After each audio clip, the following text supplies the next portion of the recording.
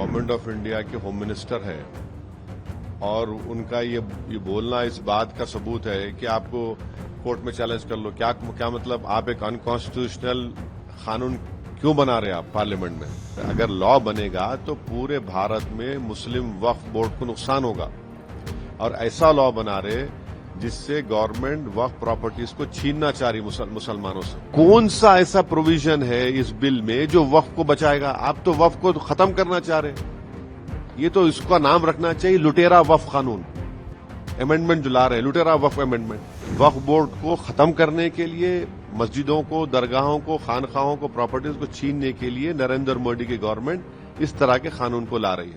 Challenge करने लायक होना चाहिए। देखिए, एक गवर्नमेंट ऑफ इंडिया के होम मिनिस्टर है और उनका ये बोलना इस बात का सबूत है कि आपको कोर्ट में चैलेंज कर लो। क्या मतलब आप एक अनकॉन्स्टिट्यूशनल कानून क्यों बना रहे हैं आप पार्लियामेंट में?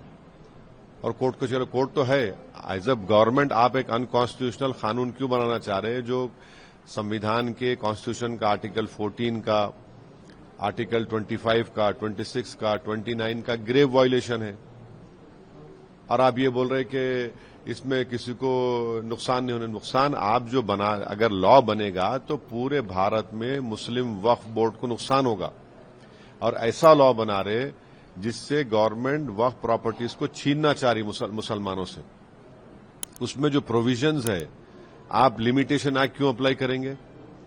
लिमिटेशन एक्ट ना हिंदू धर्म के एंडोमेंट बोर्ड पर अप्लाई होता, ना सिर्फ गुरुद्वारा प्रबंधक कमेटी पे होता।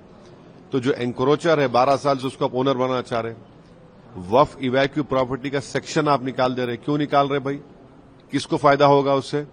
जो लाखों रुपए की रेवेन्यूज आते हैं वक्फ इवैक्यू प्रॉपर्टी से, आप उसको ओमिट कर रहे हैं। तीसरा, जो ट्राइब्यूनल में आप अभी प्रोविजन है कि सिटिंग डिस्ट्रिक्ट जज जो एडमिनिस्ट्रेटिव कंट्रोल में रहता, उस वहां के स्टेट के chief justice of high court में आप बोल रहे रिटायर्ड जज को लगाएंगे। और अमित शाह झूठ बोल रहे देश को कि वक्फ के ट्राइब्यूनल के खिलाफ कोर्ट को नहीं जा सकते। कितना झूठ बोल रहे हैं अमित शाह। एनजीटी का ट्राइब्यूनल है, इनकम टैक्स का ट्राइब्यूनल है, रेलवे क्लेमेंट्स ट्राइब्यूनल है, ऐसे कई ट्राइब्यूनल है जिसके जजमेंट के बाद आप रिव्यू पिटीशन डालते। आप वो प्रोविजन है, आप बोल रहे अपील करो। भाई रिव्यू अपील तो कोर्ट को जाएगा ना, चाहे रिव्यू हो, अपील हो तो कोर्ट को जाएंगे, हायर कोर्ट को, हाई कोर्ट को। तो अमित शाह देश को गुमराह कर रहे हैं गलत बयान देकर। और फिर आप मुस्लिम वक्फ बोर्ड में नॉन मुस्लिम को मेंबर क्यों बनाना चाह रहे हैं? बताइए आप, क्या वजह है बनाने की? क्या हिंदू धर्म के एंडोमेंट बोर्ड में, सिर्फ गुरुद्वारा प्रबंधक कमेटी के बोर्ड में, क्या क्रिश्चियन धर्म के बोर्ड में कोई उनका रिलीजन सर्कल को मेंबर बन सकता है? नहीं बन सकता है। आप इसलिए बनाना चाह रहे ताकि पूरे वक्फ बोर्ड को छीन ले, वक्फ प्रॉपर्टी छीन ले। और फिर ये प्रोविजन क्यों गवर्नमेंट बनाई कि कलेक्टर या सुपीरियर ऑफिसर डिसाइड करेंगे कोई मसला गवर्नमेंट प्रॉपर्टी का? कलेक्टर उससे ऊपर जो सुपीरियर ऑफिसर होता वो गवर्नमेंट का अपॉइंटी होता है ना, एग्जीक्यूटिव का अपॉइंटमेंट होता है। अगर कोई बात कलेक्टर के खिलाफ आएगी तो कलेक्टर उसमें जज बन जाएगा। ये प्रिंसिपल ऑफ नेचुरल जस्टिस के खिलाफ है। दिल्ली के 123 प्रॉपर्टीज का जिक्र अमित शाह करते हैं।